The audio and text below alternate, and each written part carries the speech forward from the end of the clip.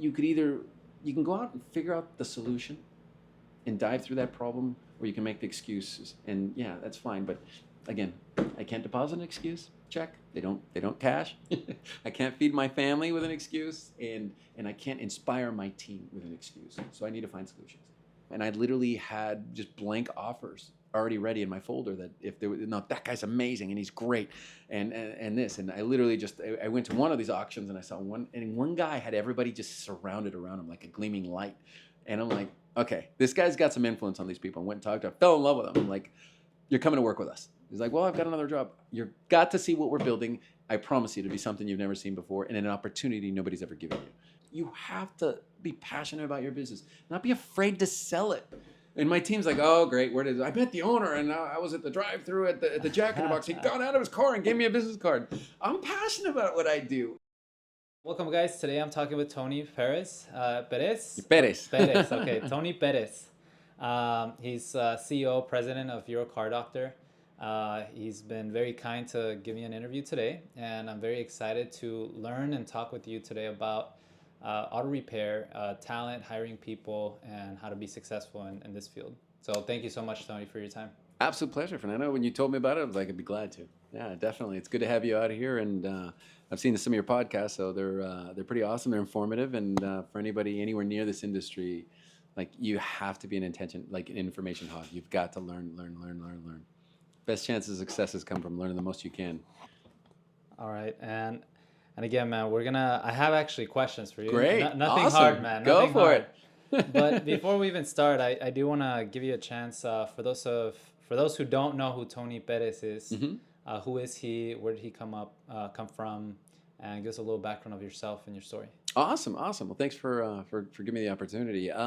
Just your regular kid that come from humble beginnings. A single and amazing mom who raised me. I've got my wonderful father who's around as well. I separated when I was really young, so it created a lot of different challenges in my life. Like I said, I don't ever say that I feel bad or that I use anything as an excuse. It's quite the opposite. I use every experience, good or bad, as rocket fuel for why I need to charge forward and the type of lifestyle I want to have my kids to grow up with. So no, things have been great. My mom's was American German. My dad's Ecuadorian, and how they met, that's still to figure that one out. But anyway, they got married. They had me. I was born here in Southern California. I got to travel a lot. We moved around a lot, and just got to see a lot of neat places. At the end of the day, I was truly blessed. I never. I had everything I needed, which was food, and I had a loving parent that was always there to support you and tell you could accomplish anything and you ever put your mind to. And I think with those things, and have faith as well. So I didn't need much more. I got a chance to put myself through school. I got my degree at Cal State Long Beach in business administration, and then just really never stopped learning. I got into real estate very young. Thankfully, again, doing really well in sales in the companies I was working in, and I had just a spectacular mom who was just always on top of me and said, you know what, stop spending all this money, invest it. I'm like, I'm 22 years old and I should be buying brand new cars. Like, no, you need to buy real estate. And thank God she slowed me down, because we did. And all through college, I literally had a house that I lived in, and my best friends lived and rented rooms from me. And oh, nice. it was awesome. I totally house hacked. And if anybody has never spent time listening to Bigger Pockets, I mean, those guys are amazing. Absolutely. It's a really good idea. So I house hacked before I knew about the word of the term. And it made a lot of sense, because, again, you can go be independent, live on your own place, all those great things, but you can set yourself up for some amazing successes in life, at least opportunities most people won't, without going into debt too soon, without not taking the risks in the right way. There's good and bad debt. You need to know how to use it. And so it's been great.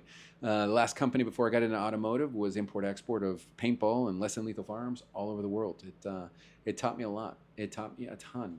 I think I put in about 10 million miles 4 million miles in 10 years, and got to travel the world, meet some amazing people, meet different government officials in different countries of things that we sold. And I saw everything, the goods and the bads of great countries, and a lot of challenges. I learned a lot of lessons along the way. I've had several companies that we've started, and some have successfully worked out really well, and some haven't. It's part of life's building block of lessons that if you don't try, you never know. I'll always boil something back down to my mom that was always like, just do it. I would rather the comfort of knowing that I tried and failed and learned a lesson than never tried it and live with the regret that I could have done something. I could have tried. I should have, So I've always lived with the mindset. And speaking to the other parents, I'm a parent. You're a parent of 3. I'm a parent of 2 beautiful kids, and it's trust. You just got to push the confidence. Get them to say, just try. We live in the greatest country in the world. You can try anything you want, and you can try it several times again. To not try, I think, at the end of the day, is not using your God-given talents. And I think there's, you have to try.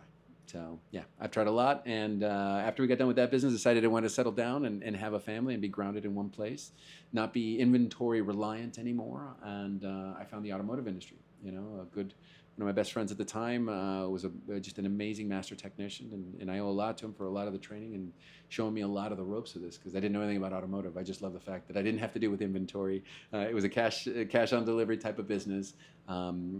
Just like anybody in the baby industry, you're never going to run out of them. You're never going to run out of cars in this country. And so your previous business was heavily towards terms or credit, or? Heavily towards terms, credit, international wires, letters of credit, which in the United States we don't use that a lot unless you're buying from in and out of the country or selling in and out of the country. And it was typically, the larger accounts needed 90 days, 120 days terms. Well, we were doing $7-8 million a year in sales, so your books can get pretty heavy. And it's a lot of paintballs, man, and not lethal. That's pretty cool, though. So I know we kind of talked about this. So you decided to go with the automotive space because of your friend. Mm-hmm. You wanted to settle down, not travel all over the world with that other business. Yeah. But I think it's still again, something that still struck me very interesting was last time we were talking, you were telling us some interesting stories, man. Do you mind sharing one or two? Of course. I always, from very young, was like, okay, I got to do something where I'll get to travel the world. So I did. And I found a business. I used to play professional paintball, if you can imagine. I just found a hobby that I liked. And I've always believed that if you can find something you're passionate about, it's not a job. And then even more so, if you can find a way to get good at it enough or educate yourself enough to be a very good, sound business owner, you can actually live whatever lifestyle you want to live. You just, I firmly believe, my wife shares the same mindset. It's life by design, not by chance. So we designed it that way, and I built a business that I could travel the world selling paintball products and less than lethal firearms to markets that weren't being served. And it was great. I had distribution warehouses in Florida, United States, and Florida as well as California. We had them in South America. We had them in Mexico. We had them in Chile. We had them in Colombia. I mean, it was awesome. It was awesome doing what we did. But I needed to be the subject matter expert at anything I was working on. So focusing on that, understanding the import-export side, understanding international terms, how to deal with these customers, and then how to go get paid by them. Like you said, letter of credit and terms. So it was flying across the border. I think to answer the question you just mentioned was like, give me some of these experiences. I've just about seen it all. I mean, lots of times, just a tough past was, okay, you're going to import 2 containers of product, $500,000 into Mexico City, and I'm selling it to the government. And you'd think everything's all great, all the documentation, the paperwork's fine, and I get to an hour past the border, and all of a sudden I get a phone call, and your container's been detained, and this, and I'm like, why? I'm selling to the federales, to the Mexican government, and they're like, well, it's not that. It's just everything's unmarked properly, and it's this and this and this. And you understood very clearly what was going on. It wasn't that anything was unmarked. Everything came from the factory. I had all the permits. I had all my export licenses. And at that time when you're doing things like that, the government's very careful about what you export from the United States because of arms, because of 15 other things. So we did everything right. So I'm like, I'm not going to get hustled. I'm literally going to get on a plane and go deal with this. So it was Sonoritas, was about 2 hours south of the border of Mexico. And I go to the customs official where it was at, and I'm like, what are you talking about? And he's like, yeah, it needs to have this special license and this special sticker and this and this and this. And at the end of the day, I was so pissed because I was not about to have to pay a bribe on something I knew I did come 100% legal. So I called the bluff. He's like, okay, well, you can take your containers back, but they're not going south of the border, and they're not going to get to where they go.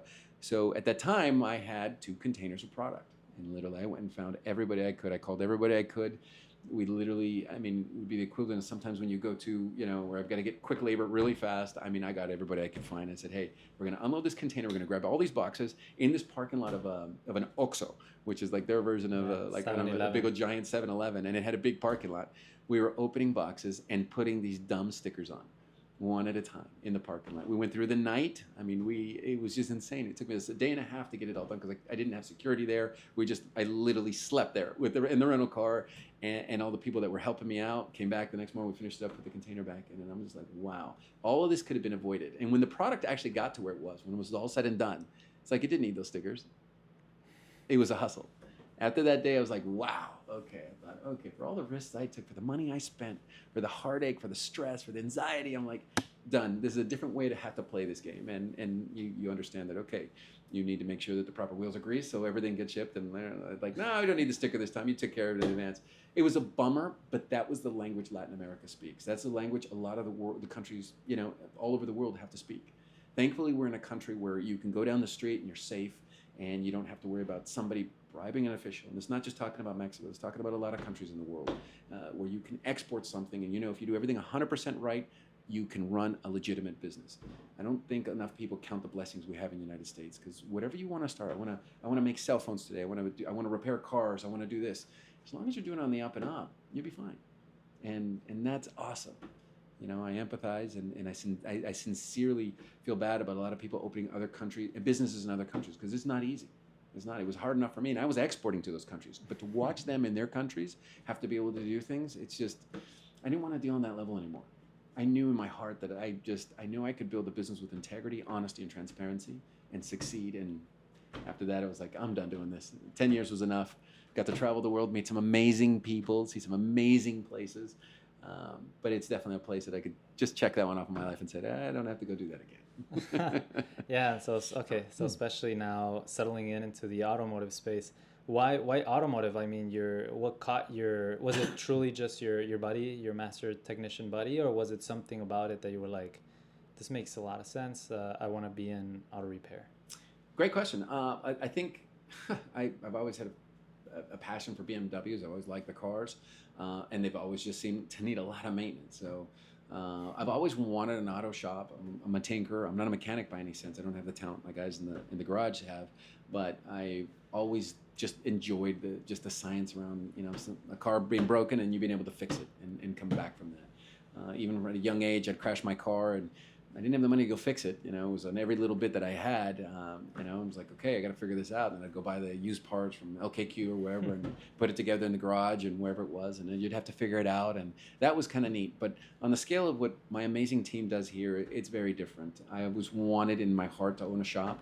And then when the opportunity presented itself, I found my absolute beautiful and amazing wife. She's my total secret weapon in my life, in my business, and fathering our amazing kids. So we had to go find something, and my best friend was there at the time, and he's like, in the auto business. I'm like, you're the best of what you do, and you're trading all your time for a dealership that doesn't care about you, that tomorrow you're going to be, you're just a number to them. So I just one added plus two, and then plus another one, which made two, and I'm like, okay, let's take a look at this industry. So I did a bunch of back-end research and did the numbers, and I'm like, okay, I don't have to deal with inventory. Okay, it's a cash and carry business. Okay, there is so many million cars on the road on a daily basis. There's over, I think if I wasn't mistaken, it was something over $4 billion being spent on repairs in the next year. And this was 8 years ago. And I was like, I'm in. I'm sold. I got to get in this business, and I got to do it better than anybody else. So we got together. We opened up a shop in Long Beach. We learned how to do it. He showed me every bit. So I ran from running the front counter to selling to procuring, ordering the parts, to understanding everything there is to know about how to sell a service, how to present a service, around the goods and the bads about owning auto shops, tire business as well. I mean, there's a lot to learn. And first couple of years were a little tough to understand where it was, but I've always had it in my mindset. You always want to scale. You always want to, you want to be as big as possible. I never had the vision of doing 1 or 2 bays, and my old friend's like, let's, how big? Let's go for the 8 bay right off the bat. What? All right, do that. I go, don't you worry about it. I'm good at the marketing. I'm good at the business piece. You just come bring your magic, and I'll bring mine, and we'll make an amazing enterprise. And we did. We were just really blessed to have a lot of good luck. Nice. Now, how long has Euro Car Doctor been open? Oh, like you mentioned, the Long Beach location, is that still open, or did you guys? It did. So it was, we opened in 2015, 2016. We started a small one. I was shutting down one of my distribution warehouses in Long Beach, and So my friend just opened his own shop there, and I said, hey, let's get it started together. He built it. It was just a great environment, so it allowed him to be able to get his foot off the ground and leave the dealership slowly. He didn't go full time yet. He was just working at night. But I think once he saw that, once you get that confidence boost, and I was always pushing, come on, you can do it. You got this. You got this. But you got to give it everything. You can't. It's a part-time thing. So we built it. We worked together for about 5 years in Signal Hill, which is a great market to learn at. But like I said, it was a learning lesson. After those 5 years were done, I proceeded to leave, and my old best friend stayed there, which was great. And he rebranded his company and was able to stay there and continue doing auto repair in that location. My vision was a little bit different. In my whole goal of scaling, if you're going to fix and work on European cars, you got to be where the majority of those European cars are at. So that's why I immediately went to Orange County and said, okay, I bought a building right next to us in Signal Hill, Long Beach. Decided I was going to rent it out. Just rented it and just decided full time we go to Orange County. There's 19,500 Euro cars within a 4-mile radius of these stores, and that is where you want to be. That's where you're going to give the best chance of success for an automotive repair business that focuses on those Euro cars. Yes, there's a lot more cars in general, but at least for the market I'm targeting, that's where we look. We go where the cars are at, and then you go build your business where they're at. So I know you're not just focusing on regular auto repair, right? Mm-hmm. A lot of people may have already found out by the name, Mm-hmm. European, but you actually specifically focus on European cars, meaning BMW, Audi, for the most part, typically high-end cars, Yep. or not Lamborghinis like we mentioned, but like higher European cars. So, why focus in that niche and that market? Well, you want to specialize. I mean, all you got to do is go down the street in any area that's got a lot of automotive shops. And what do you see? You see 99% of the time it's all makes and models. You see foreign and domestic. Well, that doesn't specialize. If I'm driving a 911 Porsche, I'm going down the street. It's a very selected crew of people I'm going to allow to work on that car. Same thing with my BMW. Same thing with my Audi. That customer will go and they will spend a little bit more money to go to a good shop.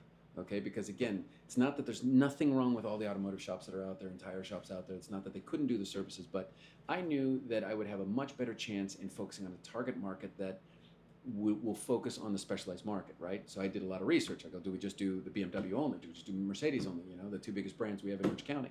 And thankfully, there's a lot of repairs there that can be done. And we opened up out of that, and like I said, when we look at 20,000, it was probably somewhere in the rough range of like $8 or $9 grand. But in cars and people that own those cars, I decided to specialize at least on the 10 Euros because that's a selective market. If I own a Jaguar, I don't want to just take it to all makes and model shop. I want to take it to a specialist. Now, focusing on the Euro is great because we got 10 brands that are U.S. imported, and there's a lot of them here. And that typical client that buys that car generally has the means to maintain them. Right? You don't see going down the street Toyota specialist only, and that those guys are just floating with cars because those damn cars never break down. They're great. They last 500,000 miles. I don't want that car. I want the car that needs its regular service on a regular basis. Automobiles are not safe maintaining vehicles, self-maintaining vehicles. They need work. And if I look at the cars across the board, which ones need more work? It's typically the European cars, right? A little bit more precision built, a little differently. They typically sometimes have more leaks than the other ones. I want to be the specialized so that it's tough for them. I noticed when talking to different auto shops before I started and talking to different business owners, and they're like, Euro's a little tough. I don't like to work on the Volvos, the Jaguars. I don't like to work on the BMWs. We just specialize on the Toyotas and the Hondas and this one. I'm like, okay. And in my end, whenever I see a storm, I know if I'm not afraid of it and I dive through that storm, there's going to be a golden nugget on the opposite side. There's going to be the pot of gold hiding out somewhere. Yep. So as long as you're willing to be subjective to what everybody else is saying they don't want to do, and challenge the norm, you'll find yourself a multi-million-dollar business as we have. We just built these 2 new stores, and the one in Irvine, and we just built this one this year in Costa Mesa, and they're multi-million-dollar stores in service. There's a formula that's working, but first it starts with our mindset as business owners. You cannot be afraid to try. You cannot be afraid to ask the question, why do you not like working on BMWs and Jaguars? Oh, they're tough mechanics to find and tough this. That's what you feel. And I know. Again, you don't have to share this, no, but of course, I'm a numbers guy too, man. I love numbers. So, on average, how much are we selling on average in each one of these stores? Would you say, or collectively? You could share it either or. Yeah. So generally, on the European market, in this market, each of our stores are growing around 25 to 30% a year. and it's a standard growth. Irvine will do $3 million in revenue this year, in gross revenue. This store will be 2.5. Okay. Of course, I think you guys saw at the intro the car count. We have 60,000 cars passing by here for the day. It's amazing. I mean, you want to be here. I still market heavily every single month, nonstop. I just a check that I write, and I'm comfortable doing it because, again, at the end of the day, you want to make sure those bays are full. You know, a lot of things you're going to find in a lot of automotive shops and tire shops. Oh, it's slow. Oh, it's this. And what does misery love? Misery loves company. So, right, somebody says it's slow. Yeah, it's the economy. Oh, it's a presidential election coming up. I can't feed my family with excuses. I look at it every single day. My team, I share it with them. You can go out and figure out the solution and dive through that problem, or you can make the excuses. And yeah, that's fine. But again, I can't deposit an excuse. Check. They don't cash. I can't feed my family with an excuse, and I can't inspire my team with an excuse. So I need to find solutions. Okay. Now, and again, going back here, because I had that question too, and this is more like your perspective. You mentioning European cars tend to break down maybe more, or on average, a little bit more than the Toyota or Nissan or whatever. Mm-hmm. Why do you think drivers still prefer, like, again, thinking about it, like if you were to ask a random Joe, hey, what would you like for free, a BMW or a Toyota? And most likely, let's say a BMW. Why do you think there's that preference? I'd like to turn around and say it's the driving experience. You know, I sold that to myself when I was 25, and I'm like, the driving experience is going to cost me twice as much as what the Toyota would have been. Yes, they're great. They're precision-built cars, but I think in a lot of case, you know, with all due respect to any BMW, Mercedes owners, there's a lot of prestige around it, you know. They are probably some of the best German-built cars out. They are amazing. They're amazing to work on. Yes, they're not like your typical Toyota. The suspension systems, the turbocharging system, like everything. They're just different, and I'm okay with that. As I mentioned earlier in the podcast, I would rather where everybody doesn't want to dive into the deep end of the pool, there's something good over there because there's less competition, you know. And again, when I say it again, and I'll say it several times, you know, this industry is so underserved. So why not go after the market that the cars break down a little bit more, that require more maintenance, and that the client that you're going to be typically selling to has the means to support and maintain that vehicle, right? Sounds like a pretty good deal, man. Actually, and your perspective, like as a business owner, Yeah. yeah, I mean, it's a pretty good philosophy right there. That's actually very nice presented. Yeah, I couldn't agree more. Yeah, and you know, again, at the end of the day, there's nothing wrong with specializing. I would just rather specialize across all the Euros. And there's a lot of great shops that just do Mercedes, just do BMW, just do Audi. But typically those shops are 1 to 2 day. They're not big enough. So by the volume that we market and we go after and the clientele that we chase after, I need to be able to say yes 100% of the time. You can call us at 4:45. I'm stuck on the side of the road. Can you help me out? Yes, we can. Get it in here. We will figure it out. Hey, it's 10 a.m. in the morning and I can't park a car even on the roof because the lot's so full. Can you get me in? Yes. Why? Because again, those reviews that you'll have online, the fact that the client needs you right now, they will love you for the flexibility for just taking that human being in right then and there. And again, now if you're dealing with a customer who's got better means of maintaining their car, that goes so much further. It does, you know, and we're you know, our whole management team believes 100% in servant leadership. So if you're in the servant mindset, it's felt very differently. It's not like you're hassling me. No, I'm thanking you for coming at 4:45. Yes, it may be tough. Yes, I may have to stay an extra 15 minutes, but I know that relationship I just set with that last, getting you out of a jam and you got your 2 beautiful kids in the car and you don't know what to do because you got a check engine light and the thing is smoking. Like, I want to be the person you pick up the phone and call. Because if I solve that problem, you're going to be asking me to babysit those kids 2 weeks from now too, because that's the level of trust we'll build. And I don't think, you know, relationships are primarily built, you know, always when it's perfect. I think relationships are really ingrained when something's really wrong and you really see people's true colors. You know, you're going to appreciate me a lot more taking you at 4:45 and making the extra exception to get you and your family either lots of times I've taken families home and driven them home in my cars. I got car seats in my car and I put somebody else's kid in my car seat, you know, but man, we're going to get you home. We'll get this taken care of. My team will get on the car first thing in the morning. I'll get the parts ordered and I'll have your car by the afternoon and I'll deliver it to you. You know, and you just see somebody's just worries just go away. And that's what I love to be a part of. Okay, that's very nice, actually. So I know, okay, so you're in the European car repair market. Mm-hmm. you're not an expert. Can you just hire a normal mechanic, or what's your hiring? I mean, again, coming from experience, Yeah. my family has some repair shops, and number one problem was mechanics just sometimes they don't know everything. So how do you make sure, especially with European cars, Yeah. in our case, it was like, oh, no, it's a BMW. Don't touch it, man. Just get rid of it. Don't even align it. We don't want trouble. Yep. And so how can someone with a BMW, how do you compare like with dealership level quality or talent? So that's a great question. And a lot of this I'll boil back to my best friend, and he was just absolutely amazing. He was probably, even to this day, one of the brightest technicians I've ever met in my life. I learned so much from him. So I understood right from the beginning, he's the level of caliber you need to have in a shop like this to be able to sell to anybody else. It'd been very different if I got a regular technician just trying to work on a BMW as opposed to the guy who could pretty much rebuild it with his eyes closed. I was blessed to have that as kind of a mentor and my friend right next to me who taught me a lot. So coming from that foundation, I knew I needed to go get the best to be able to sell like the best. My competition is the two largest dealerships in the United States. You got Crevier BMW right next to me, and I got Fletcher Jones in my backyard. That's who I want to go after. I'm not trying to go after the local shop down the street that's got, who's barely striving to make rent. I want the client that is at the dealer right now and doesn't know that there's a better service offering out there, that there's a better honest shop that they can go to that will literally answer the phone at 9:30 at night because they got a call center that will forward it to somebody that can actually solve your problem and help you out. Like, that is a level that I want to play on. So to go understand what you just said was right. We want to stay away from the BMWs because most people do. You'll ask 95% of the shop owners, tire shops, oh, it's tough to get new techs. It's tough to this. Again, it's an excuse because I'm sorry, if that business owner could not feed his family tomorrow because he couldn't get better at hiring, get better at literally walking into the restaurant that's right in front of that dealership where he sees 7 other master techs go to and buy them all lunch right in front and say, hey, I've got an amazing shop. I stand for these. These are my core values. I'm building an amazing business. Would any of you guys like to even remotely interview and see what I'm building? No, they won't.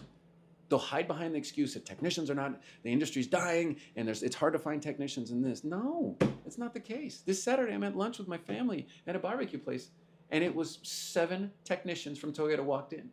Then my wife smiled at me. She's like, I know you're going to do it. I did. I got up. I got off the table. I walked up to him, and I was literally just ordered him something, and the guys just, I'm here for knowledge. I own a shop, and I just want to know, how is it at Toyota? What are they doing to train you? What is this? More so that they were educating me. I asked them for help. And by the end of that talk, which it was just 10 minutes, my kids jumping all over me, and the other ones, let's go, Dad. I handed out my business cards, and I said, gentlemen, there's other things out there that are better than the dealer, but you got to open your eyes to go look. But again, how many business owners will do that? Yeah. They are afraid to go out and look. I am not in just the auto business. I'm in the recruiting business, 100%. And I'm not afraid to say it. I have to be the best at going to find and farm the best possible talent in this industry. And that's why our lots are always full. That's why our stores are busy. That's why banks and investors will get behind us in a second to continue to grow the model that we have. But you can't make excuses. You can't. So just to make sure I understand that, you guys were eating with your family. Some technicians walk in and you just went and bought them lunch, pretty much, or how did that work? No, I bought them a side dish, literally just an appetizer. Okay. Again, they'd already had their lunch, so it was too late to. So it's like a table. It's like a restaurant setting. Yeah, they all eat together, and then pretty much, hey guys, just so you know, I'll buy you, but I want some questions. I didn't even do it that route. I literally just had ordered it and walked up and asked for a couple of questions. I go, guys, can I ask you a couple of questions? And I didn't even tell them that I own my own shop yet. I said, you work at Toyota, don't you? Yeah. Oh, great. How is it? Do you like working over there? People want to share knowledge. Yeah, and if you ask them for help, people will open their hand and help you. If you come at them like, oh, I own the shop, but I got this. No, wrong approach. Because then they're going to come up with the guards up and who's this guy coming over here? No, by the end of it, it was pretty awesome. They all thanked me. They all grabbed my card. And since then, one has already called me for a job. And this was a week ago. Again, That's how many insane, business man. owners will do that? They won't. They struggle to find the resume flying in, but I mean, it's like what you're saying, man. Yeah. You can't be afraid. I'm sorry. And that's the example I want to set for my kid, for my team. Like, don't ever be afraid. Like, I'm doing this for you. This is where you win. And, it was so funny because my team always goes like, oh my gosh, where did they find this customer? I'm proud of my business, whether it's a tire shop, whether it's an auto repair shop, whether it's an oil change center. If I walk up and I'm driving into a parking lot and I see 2 people with a BMW, my wife's looking at me like, there he goes again. I'm walking over there with a business card. And I go, I'm not trying to scare you. I just want to let you know you got a beautiful BMW. I love the color. I also own an auto shop down the street. It's up a Harbor and Baker, and it's a giant shop, and we service these Euro cars. I'd love to earn your business someday. Honest, amazing technicians, and it'll be an experience you've never had before. You wouldn't believe how many people will appreciate another human being going up and offering. No, I didn't have to turn on. Here's 50% off your oil change. Oh, here's this. Oh, this. No. And I don't walk 2 feet away. Can I ask you a quick question about my car? And of course, you just established, I just earned a new client that I didn't have to pay for in a Google ad or in a Yelp ad or anything else, or a direct mail piece that we send out. You have to be passionate about your business, not be afraid to sell it. And my team's like, oh, great, where did I met the owner, and I was at the drive-through at the Jack in the Box. He got out of his car and gave me a business card. I'm passionate about what I do, and it shows. Okay, so I know, going back to like the hiring talent, this is actually one of the things for me personally really struck home last time, or the first time we met, was the passion I could see in your eyes, how serious you take bringing people on board. Can you share with us again, with me again, that story of how you hired that dealership, Master Tech? Great. Again, my mentor, I pay, I pay to learn. Again, at the end of the day, I'm a creature of growth, and with that, you have to continue learning. So I basically found a great company called ShopFix Academy several years ago when I was started with my friend. And I needed to understand more about this business, right? You can go to college for a degree and do this linear curve and come out and still know nothing. I mean, yes, you can pass tests, you can get your degree. Yeah, people will give you an interview, but that doesn't necessarily make you an expert in business yet. They just taught you the basics, And I needed to get better at what I do. So just go find a good mentor. And a mentor doesn't mean it's a human being. It could be a book, it could be a podcast, it can be YouTube. There's lots of different forms of mentors. I was just fortunate enough that my wife found a company called ShopFix Academy, and I signed on with them, and good, faith-based, amazing people. Aaron Stokes is a good friend of mine. He's also got a little bobble guy. I always say, what would Aaron do? But just a great human being that helped me get my business off the ground, helped teach me a lot of the ways, and my learning curve was like this. Most shops will never make it above $1 million in 2 or 3 years of gross sales. We hit that literally in 2 months. And I'm blessed to be there. And it's not a scenario of saying proud or egotistical at all. It's just saying if you do the right things right, you do them for the right reasons with it went his head. I know. What happened? For the right reasons, you'll get to where you got to go. So to answer the question you mentioned, understanding everything around that, I understood that I needed to go get the best talent. When me and my old partner went our separate ways, I needed to go find the right people, right? I can try to go out and motivate salespeople. I'm a natural born salesperson. I love to sell. But on the technical side, they need a different type of mentor. Yes, I can give them the hurrahs and give them the staff meetings in the morning and everybody's excited to go and conquer the world. But that doesn't change the needle enough for them in the Bay, because they need that person that can kind of guide them. And again, I prayed on it a ton to find and continue looking for that right person. And we'd gone through one, maybe two managers that, it's so funny. I went to Sears, and the Sears was shutting down all their stores, right? So, and they'd always have the auction. And I would literally walk in, and this is how I met people before, and everybody's going over to go look at the parts that they want to go buy. I literally went to the left. I don't care about the parts. I can buy parts anywhere. I can go buy used machines. I can go buy this and this. It wasn't it. I need to go find the human factor. And I'd literally fly into the sales room and go, who's the manager here? Or who was the manager here? And then I would find out who's the best techs here, And I literally had just blank offers already ready in my folder that if there was, no, that guy's amazing and he's great and this. And I literally I went to one of these auctions and I saw one guy had everybody just surrounded around him like a gleaming light. And I'm like, okay, this guy's got some influence on these people. I went and talked to him, fell in love with him. I'm like, you're coming to work with us. He's like, well, I've got another job. You've got to see what we're building. I promise you to be something you've never seen before and an opportunity nobody's ever given you. And yes, after coming to visit us, he came on board and started leading our shops.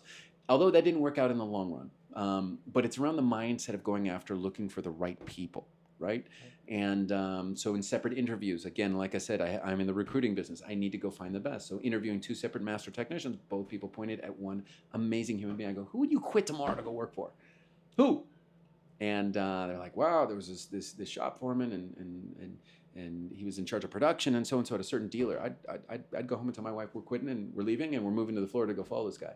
Two separate people who didn't know each other. And then I just immediately knew, okay, I've got to go find this person. And they both named the same guy. Called the dealer and said immediately, try to fall in. Took me a couple of weeks to get to him, but once I finally got to him and got him to take my call and just said, hey, we're building something very different in this industry. I know a lot about you and I haven't even met you and I'm already in love with you. And he's like, oh, okay. All right. But again, at the end of the day, it was understanding what was important to him. I go, when is the last time the owner of that dealership, which I can already understand, I used to compete with that dealership. When is the last time that owner's walked into your office and said, Fernando, are you doing well? Is your family taken care of? Is your financial situation arranged? Do you own your own house yet? Is your kid's college fund paid for?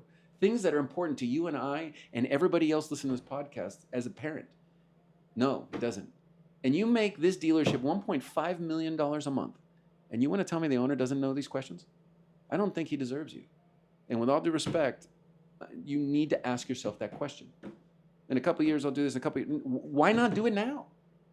Ask yourself why. Because you're following the mold that everybody else does. I got to get out of debt to go do this, go do this. Well, look, I love real estate. It is my passion. It is my side hustle. We all have things that we're passionate about. It is my hobby. Me and my wife buy rental properties. We buy a lot of them. So every time there's 30 or 40 grand in the bank, I turn around and go buy another rental, and we buy another rental, and we buy another. And it's allowed us to have the capital, or at least the bank backing, every time we want to build a new business like this. This building's a lot of money. It isn't cheap.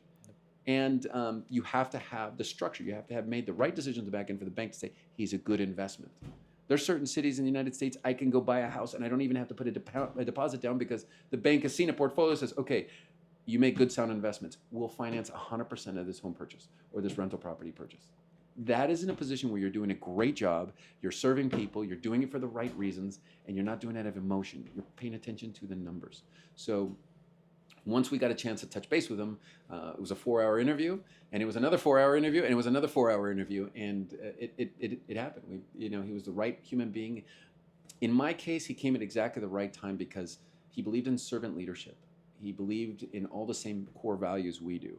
Because you can go sell anything you want to do, but if you're not doing it for the right reasons, no matter how much money you're going to go deposit in the bank, you're not going to feel like it's enough.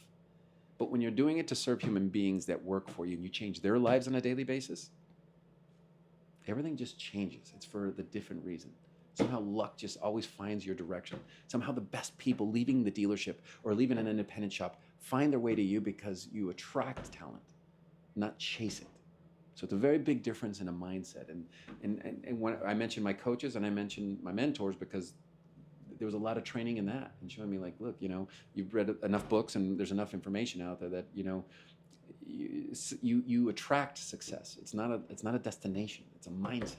Today I'm going to be happy and I'm going to be successful. It's a mindset, and it permeates out of your skin. And when your team walks in, you got this smile and you got this energy and this charisma around you. It's hard for people not to want to follow that. So thankfully I got this absolutely spectacular human being come on board. He became our technical director and did just a phenomenal job. The people that work with him love and just enjoy working with him. Again, Elon Musk, any of these big billionaires that have gone anywhere, it's not just because they come up with all the ideas and they are the only ones who exit. They find people that have their dreams. So I've got to encompass my company's goals with each and every one of those person's goals with us. So if I can get my technical director's goals and get in him, maybe be out of debt. Thankfully, we were able to buy his first house. A second house at that time within a very short time, within 6 months of working with us. If you can accomplish those goals at the same time, you're not worried about the next dealership saying, "Hey, I'm going to give him $100,000 more a year," or "I'm going to, take your master technician for $70 an hour," and you're worrying about them leaving. If you for a second don't think that every one of your employees are not being farmed or being, chased down by another dealership, another auto shop, we are lying to ourselves. I need to be the best physical boss on the planet so my employees don't fire me on a daily basis. Not because I'm paying them more money, but I have to change their lives. I have to focus. When I walk into my stores every day, I walk in through the shop before I go into the front door. I do my temperature checks on everybody because they are the reason I get to come to work. They are the reason my kids get to go to an amazing private school in Orange County. They're the reason I can go take amazing trips with my wife and not have to look at my cell phone every 10 minutes, even though I do. But they are the reason. And if I forget that for 1 second, then I don't deserve to have them on my team. I feel about it differently. My people are my biggest asset. Okay. Now, and correct me if I understood this wrong, but you then bought this guy or this employee or partner or new crew member, we'll call him, his house. Is that your approach? Like you go and said, "Hey, what's in it? What do you need? how can I make it up for you and then come on board? Or because some people, the nature of the question here is, some people might be concerned that yes, I'll pay someone. Great, now I just got a $200,000 or whatever it costs to bring a high caliber mechanic, Mm-hmm. but now it's like, now what? Like, how do I keep them? How do I keep them happy? Like, it's costing me a lot of money. How do I actually make a return? Yeah, it's a great question. No, I didn't buy them the house. What I did was we provided mentorship and guidance. Okay, and I think that's the biggest thing that you can do. You've got to pay it forward. I specialize on the finance side and buying properties, and I love doing this. I love replicating. I mean, this year I'm blessed to say that 4 of our employees have gotten their homes, and it was just on a goal sheet that we have. I carried in my suitcase. I have each and every one of my team members' goals, whether it's get out of debt, buy my first home. I want to get my master's degree, or I want to become a master ASE technician. So I have everybody's, and I carry it with me daily. So I know exactly what it is because I need to know. Otherwise, I don't deserve them. In this scenario, no. I just literally sat down. I said, as long as you're open book with me, and this is the way I do it with every employee that comes to work here. Let's look at your book. Let's look at your budget. Let's look at this goal sheet that you filled out before your day 1 of working with us. I'm going to go after this. The production managers and the general managers, they're after getting the production in the bay. I'm after making sure I get you what you need at home. There's a very, very big difference. And when a family member feels that, they're also the support structure that keeps that person coming to work every single day. You're working for the right people because they give a crap about Tommy or our daughter Susie or our family, and they're important to us. And I think when you go after that, you're not so worried about the wrong person leaving. They stay there because it's more than just a job for them. It's an opportunity. It's the mentorship.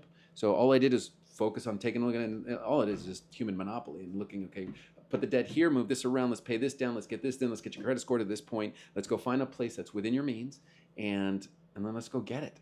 Well, no, the interest rate's too high, or people say it's not a time to buy. Yeah, go ask those people how many rental properties they have. Well, the agent, he's a good agent. Ask that agent how many rental properties he's got. Don't go get advice from the person not having the guts to go try. Go get advice from the person who's done it time and time again. I'm not asking for an easy day or a perfect economy. I'm asking for the skill set to handle any economy in any day. I mean, it's the total different mindset. So it's pretty cool. Okay, that's maybe later, man. We have to have a different conversation about rental properties because I think that's well, I'm not gonna get sidetracked, but that's actually very very interesting. Good. What approach do you take to handle underperforming people, like managing underperformers? Great question. It's an approach that is ever evolving because I used to make the mistake several years ago that it was, they're just not paid enough. I'll just dangle the carrot that you'll be able to make $70,000 a year, $100,000. I went at it wrong. I didn't understand it. I've read a couple of books. There's one real good book that stands out at me. It's How to Motivate. I forgot who the author was, but it's really good in regards to basically how not to motivate an employee, right? And a lot of people think, oh yeah, it's just money and you dangle the carrot. Yes, that's what most people think. And that sometimes will be what an employee will tell you. But again, there's a lot more satisfaction and a lot more things that are there with an employee that have nothing to do with money. That you could literally they could be, getting less money working with you, but as long as they're happy, they feel fulfilled, they feel that they've got a human being that's coaching and mentoring them, it's a whole different story. So yeah, when we have an employee going down south, I got to ask what's going on. Am I serving you in everything that's in this goal sheet that makes sense to you? Okay, am I doing my job so that you could do yours here? Because if they're underperforming, there's always some sort of reason. Either he's not motivated, he's not driven, he's not inspired, whatever the case may be. And at the end of the day, you have to be very careful with those employees. Unfortunately, you need to hire slowly and fire fast. And I did it the opposite for many years, and I learned a lot of bad lessons. A lot of cars that got maybe damaged along the way that I should have, when I smelled smoke, I should have gone out there to either put it out, fix it, and I didn't. And I had too much hope for the human being, sometimes more hope than them in themselves. So understanding that, you've got to course correct immediately. You have to have a very narrow 2-lane highway. And as soon as that employee starts to go past that 2-lane highway, you got to get them back in. Hey, this is where we roll. This is how our business runs. This is how I'm able to deliver the message and the promise I give every customer that walks in here. And if you go past that, we're going to have to go our separate ways, and you technically are going to relieve yourself of your own job here. Not me firing you. You're going to fire yourself. I need to keep you in this lane. So the best way is getting good managers, good mentors that are good at servant leadership. The employee will see that. They'll see right through the jerk off, shop foreman, the jerk off manager. This no, it'd be like they're great people. I liked working there. I got fired because I screwed up, which most people don't like to take responsibility anymore. I see it all too often right now. Everybody always makes the excuse before they look in the mirror. And they always are happy to say, why? Because it's comfortable saying that. It's comfortable going, oh, I lost my job. Oh, the jerk off manager fired me. You didn't turn around and say to the wife, well, I've been late for 5 days in a row. How do I expect to keep my damn job? Yeah. Again, no excuses. Yep. Great. Another one would be how are EVs playing a role in your business? Do you see an impact, significant impact? Not enough yet. At the end of the day, I just got to clock back how many years they'll continue to make at least the hybrids, for instance, right? I've still got a lot of years. Volvo said that 2030 they were not going to make any more gas-powered cars. Everybody said, okay, yeah, we're only going to be EV only. Well, the infrastructure is not going to support it. The world's not ready for all EV yet. So it doesn't mean don't pay attention. It doesn't mean don't go to it. We ourselves, literally in Q1 of next year, will be doing our own Tesla biannual inspection, right? The car, there's no car that doesn't need maintenance, even though you may think you do, or your Tesla service centers aren't everywhere where you can just drive in and get it checked up on. So we'll be doing that here, at least in all of our stores in Orange County, and basically it's just a biannual check. We're going to create a demand for something that isn't really there yet, because you don't get the flyer in the mail that says your car is due for oil change every 6 months like you do traditionally. So we're going to really kind of go big and heavy on the biannual inspections, because again, you may be driving to Vegas with your family, but you're on bald tires, Your cabin filter hasn't been changed forever and a day, which I can change in Teslas. It hasn't gone into service and mode. And if there's anything that's not covered that we can't fix here, no problem. I'll just call, set up the appointment for them at Tesla. Guess what? In a week and a half, you'll have your appointment at Tesla. Car's unsafe to drive. I need you to go get a rental car. That is more important, more valuable than that family driving on the way to Vegas, a car blowing out, halfway out past Barstow, a tow truck being 4 hours away, and the family sitting there with no AC. I'm not trying to scare people, but that's the crap that happens on a daily basis because people don't pay attention. Tesla doesn't tell you to get your tail in there and get a car service, at least looked at. My whole business revolves around preventative maintenance. Cars don't auto-maintain themselves. I'm sorry, they don't. And as long as you're honest and trustworthy and you bring the person, you connect with another human being to say, hey, your family becomes my family. Our business it's our responsibility. Your safety is now in my hands. So I need to do the best possible job I can. And I know you only came in for an oil change, and I'm showing you $500, $1,500 worth of work needs to be done to your car. But all I serve is on a stake here. That's it. Here's the photos. Here's a technician that found it. So it's an interesting approach. All right. So I see you guys are doing a giveaway. I saw that on your website every year. Yep. Would you mind sharing little details on that? So we do Wheels of Hope, which is a cool program. The technicians donate the time. Lots of times we'll have people that are just going to they need a new engine on a Mazda and they came in here. Yes, we do. We do all the Euro brands, but there's once they trust you with their BMW, the beauty is, can you also work on my daughter's Honda? Of course we can, and it's great because the parts are cheaper on a Honda. The labor times are typically a little bit less than your European car, so it's great. I can give them the hope. We can take care of the car, and the family can bring all their cars to one place. So a lot of times the cars will come in with a Euro or American car or Asian car. Needs a new engine, so we'll just drop the engine. If the car's got good bones to it and the customer just, no, I'm done. I mean, I've seen the craziest things. Somebody's AC goes out and they go off to the dealer and come back the next morning before I even gave them the quote. I just bought a new car. I don't need it anymore.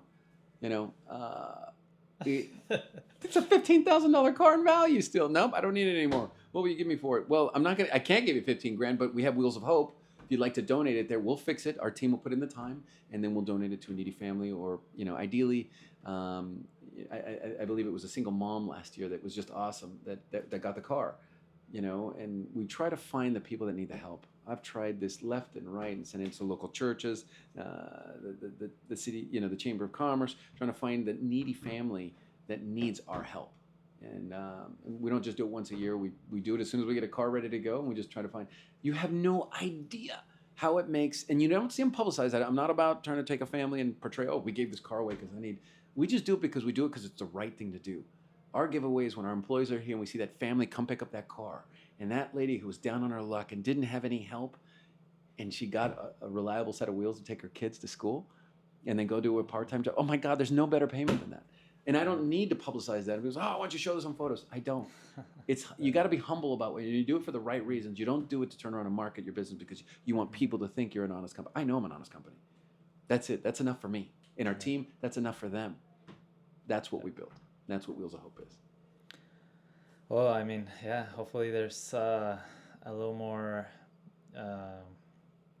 awareness for programs like that, because that's actually, you're not really just donating something or putting money. It's like a creative way of, it's just like a combination of synergies. Mm-hmm.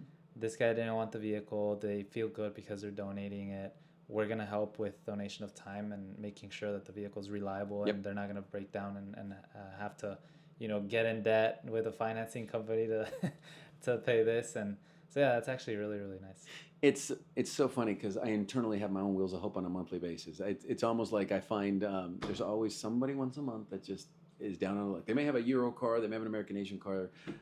We've been blessed. God brought them in our path, and we're there to help and take care of them, and they can't cover the bill. And I was always it's probably about once a month I'm writing off somebody's bill and say, like, it's okay. And although I don't want them to believe that everything is for free and you come and you got it, you can pay me when you can. It's okay. And you need some help right now, and I'm blessed to be in a position where we can help you. And you just see people fall apart in your arms. Yeah. Like, some people just need a break once in a while. I was given millions of breaks along the way.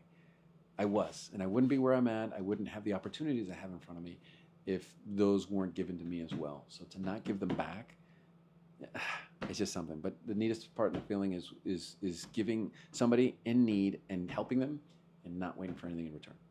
There's no better way to give, at least the way I see it.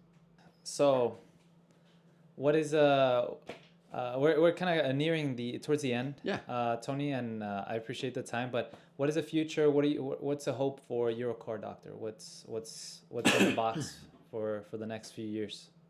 Well, it's a great question. Ours, again, my destination and my goal keeps moving, right? Because you get to a certain point, and I've just always believed that you can have everything in this world that you want. You just have to be willing to work hard enough to go get it, and be smart enough to go get it is the difference. Because obviously, being at work 18 hours away from your family does not equate to turn around and all of a sudden riches, and then I can retire my wife and I can go do this. You have to be smart and effective about what you do. You need to trade that time that you're away from them and you're doing something to be fruitful and forward leading. And I see that all the time. I all the time. So whatever I'm going to do, it's an investment for where I'm going to go or what I want to be able to do. You have to be careful that you get all the negative people at your life. You have to make sure that you're going in the direction that goes with the goals and the values that you portray on a daily basis. Our shops right now at this moment in time, I mean, yes, we've just be transparent with you. I've always had in my mind, I'd like to have 10 Southern California shops. Do we need 10 California shops? No, we'd be happy with one. We don't need more shops. But what I continue to find is you build a shop, you start to grow, people see your success, people see your parking lot is totally overloaded. And then I'm finding myself, not because I'm trying to make more money, it's just, how do I get these damn cars out? Yeah. It's a great problem to have. Everybody's like, why did you build your Irvine store so close to your Costa Mesa store, right? It's because I have overflow. I can't get all those cars, and that's a 10-bay shop. It's busy. Yeah. And I can't get all the cars out in time. And now, so that's why we opened this store with a big giant parking lot. So it's not a far drive. It's not a far drive. Yeah. And that's what ends up happening. Now this one's going to the same thing, and we're only a year and a month, literally. And we're at starting to get to the capacity that we can't take. We don't have enough room to take in more cars. So it's great to be in this location. I have a lot of other business owners locally that are trying to retire, want to get out of it. Hey, I want to move on. And they come over and they're, hey, would you like to buy my business? And I'm saying, let's take a look at it. I'm really good at looking at the numbers. My wife is spectacular at them with me. We can look at the P&L. We can look at the financing of a company. We can help some. There's some people that have come and offer the business. I'm like, you've got a gold mine here. Don't sell this. Just go find mentorship that'll teach you how to run your books better. Whether it's a tire shop, a service shop, I don't want to buy this gold mine when you're 2 tweaks away from fixing. There's some businesses you see that are so far gone, they're toast. They don't have any employees. Everybody walked out. The guy's in severe debt. There's no fixing it. But there's something that is. And it's neat to sit down with them and say, I can show you how you're reading your P&L wrong. I can show you where you're losing your money. Go hire these people, stick it out, and move forward. It's so neat. I had a business in it was close to Riverside, and a beautiful 11-bay Euro shop. And the guy came at me, I want you to buy my business. Saw him online. I'm like, you don't need me to buy your business. You need inspiration. You need a good couple of hires. And I helped the guy out. I mean, it's so funny. It's like, why are you helping this guy to turn around and go buy his business? Well, at the end of the day, this is 20 years of his hard-earned sweat. This is what he's going to retire off of. So I'm like, to me, it doesn't really matter. I'll pay you 100% of whatever your business is worth. I don't need to negotiate. I will pay you 100% of what your business is worth, but show me it's worth that. Put all your stuff on the books. What does most Europe, I hate to say so, but it's all shops. They hide money. Money is like the drug in a lot of these auto shops, and don't do it. If you want to expand and you want to have quick success, pay taxes. Be on the books.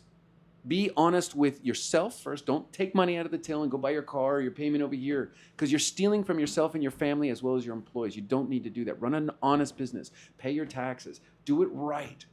And then the banks will be the first ones coming at you saying, I can't wait to open your other shop. We have 2 banks down the street right now saying, we'd like to help finance the next store. I haven't even found that yet. It's always the opposite. Well, where am I going to get the $200,000 to buy it or the $300,000 to buy it? So we have a very different approach on how our acquisitions go. We've had a lot of success with it, but we're very honest and truthful and straightforward. I don't want to take anything away from anybody. If they want to sell it, there's no saving this business. They're ready to be burnt out, or a business owner just came to me, I've got cancer and I need to leave something for my family, but my kid's going to run into the ground. Would you consider buying it? Okay, we'll look at the books. We'll take a look at it. Pay 100% what it's worth. Because to me, it's just a bank note. That's all it is. Yeah. I'm just paying a bill, and I know what I can do with the business. But at the end of the day, I don't want to disrespect the person and grind them down because I got the better deal. No, Yeah. I want to be I want to be able to pick up the phone and call that old business owner and say, I need your help with something. Yeah. And them answer and want to help you, as opposed to, nah, screw that guy. He screwed me over. He screwed me over. Nobody ever wants to feel that. I want the customer. I want the person to feel like they owe me something, not me owe them. No, I mean, right there, just briefly, like you hit a point. How do you actually evaluate the business? Is it just the equity worth on the balance sheet, or do you multiply that, or do you multiply the income, the revenue? Like, do you have a formula for that, or is it just? We do, and it's interesting because I got the same formula the same way I buy real estate. It's everything's a number. The numbers do not lie. And too many times people want to say, "Oh, I'll build it. I'm going to make tons here, and I'm going to grow and whatever." And yeah, you could if all the stars align and everybody only comes to your shop. That doesn't happen in this world. So at the end of the day, yes, I've got a formula that I look at, and I specifically dive into their books. I take a look and see how healthy the business is. Is it profitable? And 9 times out of 10, I find too many people. Like I said, that's why I said a second ago, don't hide cash. You hurt yourself. The day you want to exit, hiding cash and putting my RV into the business and all this other crap only hurts you. It takes away from the big ticket when your exit strategy is set up. But most of them don't. So when I look at it, I turn around and look at it, how strong and how healthy the company is. I take a good look at how many bays are there, what I can do with it. I already know my formula, applying the training that we've learned in this industry. But you can look at another business and see, okay, is he a cash run business? How much is going through credit cards? How much is going through checks? How much is he carrying on debt? How much does he owe? Was he a smart business owner? Was he just a very foolish one, bought everything because I got to have all the newest tools and stuff like that and don't have the clientele to support it? 9 times out of 10, that's what it is. But I'll look at the revenue, the end of year, the bottom line number. You can make $1 million. You can sell $10 million, but if you're not taking any of it home, what the hell does it matter? You're just it doesn't. running in circles. You're running in circles. You're working for free. I would much rather a $100,000 a year business that nets me 20 to 30% a year in net profit that I get to take home and put in my kids' savings accounts than $1 million business that doesn't give me 10. Yep. Oh, but it's $1 million business. What the hell does that matter if I can't pay rent? It doesn't. So we've got our own formula in regards to how we look at that. Same thing with the rentals. It's so funny. My wife's like, let's go into that house. And I'm like, crack the laptop open, we run the numbers, exactly what the rental rate is, what they're selling it for, what the interest rate, what my loan value is going to be. And if I can net a profit after the rents are paid, then we walk in and look. Otherwise, there's no point. It could be the nicest house in the world. We're not living in it. It's a rental. That's like the qualifying formula pretty much. If it doesn't pass this, we're not even interested. It just doesn't 100%. make sense. If it doesn't pass the numbers test. So what's the point of walking in and falling in love with it? Yeah. You're going to sell yourself. Exactly, correct. And that's what too many people do in the business when they buy auto shops. You have the lead technician's going to buy it from the retiring owner, right? Who is tough. Here, we mentor our team. We're blessed to say that one of my technicians with me for 6 years just opened his first shop. Now, most people in our industry say, oh, they fired the guy, he's gone, he's going to take my clients. No, it was exactly the opposite. I sat there and I look, let's take a look. I did his budget for him. I did the market research. I helped him set up his resale certificates, set him up with our vendors, set up his accounting system, taught him what a P&L looks like, not just barrel long spell it, set him up with his marketing plan, did his flyers with him. Literally gave him a bunch of equipment. Literally, we were about to go to his open house next week. My wife and I will be there for his grand opening day. But I want them to grow. Yeah. Like that is part of the thing, you know. You don't always reap where you sow. That person you poured into has to go pour into himself too sometime. And you can't be afraid of your people leaving you for the right reasons. Do you know what that means to the rest of your sales team, your technical team, when they see the owner helping the guy start his own business as opposed to firing him the day he's leaving? Yeah. Or, What hey, a you're opening difference. a shop. We're Like, gonna let you no. go. And You saw the going away party was one of the neatest going away parties ever because everybody sits around in a round circle. We all give them a quick speech and a motivational, and it's going to be great, and we're here for you. And that employee knows if he fails, he can always come back. wow. His family will never not eat. But you have to set up an environment your team can grow, that they can go and succeed as well. And that you're truly, truly being a servant leader and helping them meet their goals. And that was in his goal sheet several years ago. And it was the neatest thing in the world for me. Yes, it sucks to lose somebody I trust and I love and I care about very much, but now I get to be a part of his success too. Yeah. You know, Nice. it's just a whole different approach. Wow. Okay. Now, so then there really isn't like an easy number because I've heard some rumors before like, oh, you get the net profit times 2 and then that's what you offer the shop, and if not, then you don't buy it. But it's a lot more complicated than that. It is. I think there's a lot of shops that we've looked at that if I only looked at their net profit and multiplied it times 2 and 3, I think that's your YouTube how to establish and understand the value of a worth of a business. There's tons of people you can look up online. If you're thinking about buying a shop, look them up online. They're business evaluators. They charge you $1,500. They'll go evaluate a business. It forces the seller to open their books, and they'll evaluate the business and tell you if it's profitable or not, because they can say they're taking $300,000 home a year, but are they hiding money? Are they fluffing? Are they cooking books? That doesn't really matter. You can't really just look at that. You have to go look and see what you're going to be able to do with it. You look at demographic and car count. You look at the average mean income for the households within 5 to 10 miles of that store. You look at your competition, within that 5-mile radius. How many other stores am I competing with for that car? And this doesn't have to specialize in European. It can be in anything. You have to understand that market. You need to get in your car and go to your biggest competitor that you think is awesome and go get a damn oil change in his driving lot. Go see what he is doing or not doing well so you know if you even got a chance at it. Yeah. He's been there 15 years, 20 years. Half the people down this street have been established for plus 20 years. How are we having the success that they're not? Because we don't put barriers up to ourselves. We did the research. We understood what was in front of me. So at the end of the day, that is a number I look at, but I don't base what I'm going to buy a business off on that. That's let the banks decide whether there's profit or not. They can go be the bad guy when I'm negotiating. When I'm negotiating, what I can turn this into revenue. And I look at per bay, I look at car count, and I have my own formulas that we calculate. It's literally already set up on my phone, and I can turn around and estimate what that business is worth to me before I walk in the door. Now that is how you go buy a shop. You don't go in there and, you're interested in selling? Yeah, how much? I want $1 million. Well, how about 9.5? How about 800,000? You don't have a clue if that can even justify or sustain that type of volume. Or maybe they haven't been doing it. They could do a 3x multiplier, but the shop is tapped out. Yep. And it only runs because that business owner is running that shop. Or you don't know if it's not even tapped into its potential because the guy knows nothing about marketing. He was a brilliant master technician who opened a shop and thought he was doing it right, but that store is so underserved for that area, and that it's a multi-million-dollar store and you don't even know it. That's why you pay him what it's worth. Okay. Super interesting.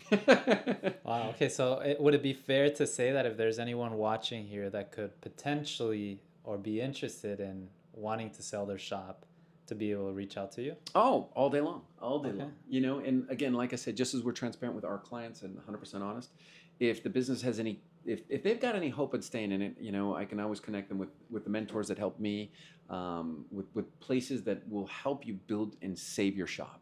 Not all shops are doomed for crashing. A lot of shops are in great shape. They just don't know it. And sometimes people, the easiest thing is it's slow and, how am I going to make rent? But sometimes it's the feeling, are you looking at your calls? Are you paying attention to the car count? Are you understanding what your return ratio is at the front desk? Are you looking at your close ratio? Are you looking at how many, build hours per car that comes to visit you? If you're not paying attention to those numbers, everything else is just an emotion and it's a feeling. And people are making the wrong decisions daily on feelings. And I'm sorry, you just can't do that. You have to run your business like a business. And that's where I see the biggest step when I see like technicians go to open their own shop and didn't go to get the business background. Didn't, be the first person to say, hey, I don't know anything about this, teach me. I want to be the dumbest guy in the room so I can learn from all the smart ones, right? Yeah. And you've heard people say that 100 times, and I live by that. I'm going to this beautiful show called SEMA that you guys invited to me next week, and I'm Nice. excited to go, and I'm going there, and you'll see me. I'm a student of learning from all these people. You barely, unless somebody asks me about my shop, I'll leave it at that. Yeah. I'm there to learn. I'm there to That's gonna make be new fun, man. contacts and find out new people. So, but if anybody's looking to sell their shop, needs help, reach out to me by all means. Yeah, I can connect you with good mentors if you're looking to sell your shop. I'm always interested in buying. We've got a great financial team. We've got a great acquisition team. Like I said, our goals is pretty far from here. All right. We're You want to going. share your email or something, or just contact the store? Yeah. My email is tony@eurocardoctor.net, and it's pretty open book. All of our stores, you can call any of the stores and just ask for Tony Perez, and they'll funnel me the message, and we'll get in touch. If you ever want to come to a site visit, I mean, again, we're in the auto business together, and I truly believe in partnership and support. It's so funny. We opened our store, and I went to all my neighbors.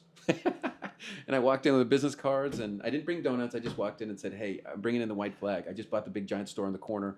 I'm not your competition." And I know it may feel like that way. My competition is I want to go get the dealer's business, the underserved and undervalued client that is overspending in those stores. That is the client I want. That is my target, not the client that's coming here. So if any of your clients ever show up in my bay and they're speaking bad about, we never speak bad about other shops. Those are human beings in bays that are capable of making mistakes like all of us, and we don't speak bad about it. Every one on my team is not allowed to speak bad about the dealer or any other shop. So I like to respect that. For some reason, one of my customer has a bad scenario, a bad experience, and just goes to them. I'd like to know that my competition down the street is not speaking bad about us. I'd like to say, I know Tony. I know the team over there. They're really good people. They must have made a mistake or really crapped the bed for you to be here and unhappy about it. I'd give them a try. We're happy to take your business, but those aren't that type of people. And I can tell you 95% of the people that are going to be listening to this podcast, everybody's used to it. Misery loves company. They shred the competition when the customer says, "Oh my God, that shop just took care of me and they took me for my money." Oh yeah, they did. And you think you're building trust by tearing down your competition? Well, you're wrong. Any smart, intelligent person will look at you and say, "Wow, you could have shredded the dealer, but no, you didn't." And you looked at me straight in the face and said, "Ma'am, dealer gets busy, and as much as I want to, at the end of the day, it's like they're a human being. There's another technician in that bay feeding his family. He must have made a mistake and either undersold or oversold this, or made a mistake on this. It doesn't make him a bad person. He just made a mistake." So at the end of the day, I would rather build my trust with you, building integrity off of not spreading bad rumors and saying, "Hey, there's just a human being there that must have made a mistake. But you're here now. We will take care of it, and we're glad you're here." Imagine the difference in the shift in the mindset. I will respect you 10 times more because you can shred the dealer all day long, and I'll jump on that misery bandwagon with you. Yep. But no, change the shift and get them to respect you from the second they get a chance to talk to you. And they still feel respected to a degree, like because the 100%. customer doesn't feel like, oh, you're taking their side. It's more like, oh yeah, you're right. Yeah, we make mistakes. Yeah. You're right. Okay, let's move on. 100%. And I don't turn around and say the water pump's leaking. I just got it at the dealer, and oh, they ripped me off on this. Ma'am, well, no problem. In any of our Eurocar stores, we're about honesty, transparency, and integrity. We'll never sell you anything you don't need. This water pump is still probably under warranty. How about you hang out in the waiting room? I'll call the dealer and see if they're still under warranty because they typically cover up to 2 years. If you're part of TechNet, we'll cover the warranty for you here. You know how the customer feels? They walk in there like, "My God, I came to the best place, and the only place is going to be straight up and honest." And all the other shops listening to this podcast, if you just focus on that, you'll increase your car count this year from the customers you already got. It costs you 10 cents to advertise to a customer you've already had in your bay. It costs you $20 to $25, at least for us in this city, to advertise to a new customer in between mailers and Google ads and Facebook ads and everything else in the sun. Take care of what you got here. Blow them away. And then they'll go tell 10 people down the street that, "My God, your car doctor is awesome. I couldn't afford to work with them, or I didn't need to work with them, but they're honest and they're good people." I'd rather somebody show up in my base and not buy a thing from me, but go tell 10 people down the street that we're a good shop and we're honest people. Than the person that comes here and, "Oh yeah, they did this and they threw smut on the dealer, and then when I went to go get the dealer threw smut back on them, and then it's a vicious cycle. Now she doesn't trust anybody."